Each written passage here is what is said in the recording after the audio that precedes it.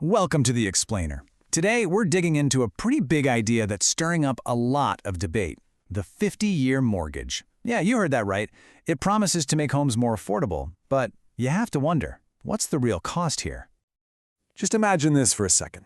You buy a home today, and your very last payment isn't due until the year 2075. You could be well into your golden years, maybe even your 80s or 90s. This is a real proposal, floated by Donald Trump, that could stretch home loans out for half a century. So what would that actually look like for the average homeowner? Okay, let's get into it. What exactly is the promise of this 50-year mortgage? Why is this even a conversation we're having right now? The basic idea is actually super simple. Everyone knows housing is expensive, right? So the thinking is, let's give people more time to pay off their home loan. A lot more time. An extra 20 years on top of the usual 30. The goal? To make each monthly payment smaller and, at least on the surface, a lot more manageable. Now, to really wrap your head around this, you've got to understand this one key financial term: amortization.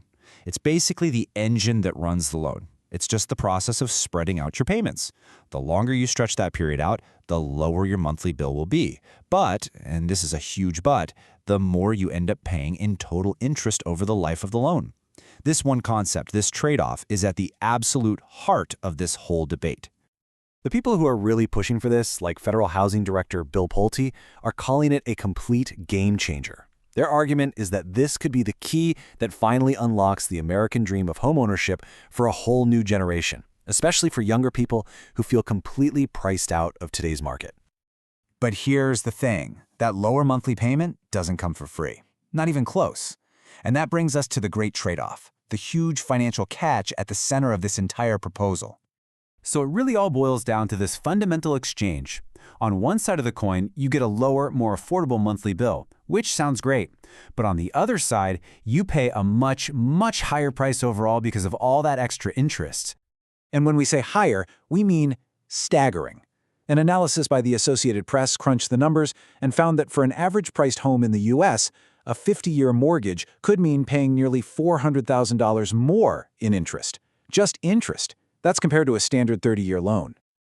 Let's look at a quick example. Say you have a $400,000 loan. Now, you can see in the table the monthly payment on the 50-year loan is a few $100 lower. Okay, that's nice. But look at the total interest paid. It almost doubles, exploding to over $1 million. That long-term cost, that's the real story here. All right, but it's not just about the math. Beyond the numbers, experts and, even some of the political allies of this idea have raised some really serious practical roadblocks this plan would have to get over. There are a bunch of major hurdles. For starters, lenders see longer loans as way riskier, so they'd probably charge you a higher interest rate to begin with. Then there's equity. That's the part of the house you actually own. You'd build it at a snail's pace. Plus, you've got legal barriers. There's this thing called the Dodd-Frank Act's Qualified Mortgage Rule, which is designed to make sure people can actually pay back their loans. A 50-year loan might not even pass that test. And then there's just the basic human reality of still paying a mortgage when you're 85. And the criticism isn't just coming from one side. You have Congresswoman Marjorie Taylor Greene arguing that this whole thing just creates a state of permanent debt. She says it mostly helps the banks, not the families trying to actually own a home. But for most economists, this whole debate misses the real point. They say the problem isn't just that people can't borrow enough money, it's that there just aren't enough homes to buy in the first place. So making it easier to borrow doesn't magically create more houses. It just lets more people bid up the prices of the few homes that are for sale, which could actually make the whole affordability crisis even worse. Interestingly, while all this is being debated in the States, if you look just north of the border, policymakers in Canada have been running in the complete opposite direction. Over the past 20 years or so, Canada has actually been systematically shortening how long mortgages can be. I mean, they went from allowing 40-year terms all the way down to a max of 25 or 30 years today. They did this specifically to reduce risk in their housing market. And their reason for doing this? It all comes down to a totally different philosophy. Instead of stretching out debt to make things seem more affordable, Canadian regulators decided to prioritize financial stability, believing that shorter, more manageable loans are just better for the health of the entire system in the long run. So after looking at the math, the hurdles, and what other countries are doing, what's the real takeaway here? Well, this whole debate is about way more than just loan terms. It's about a much bigger question at the very core of the housing crisis. Here's a wild little piece of trivia for you.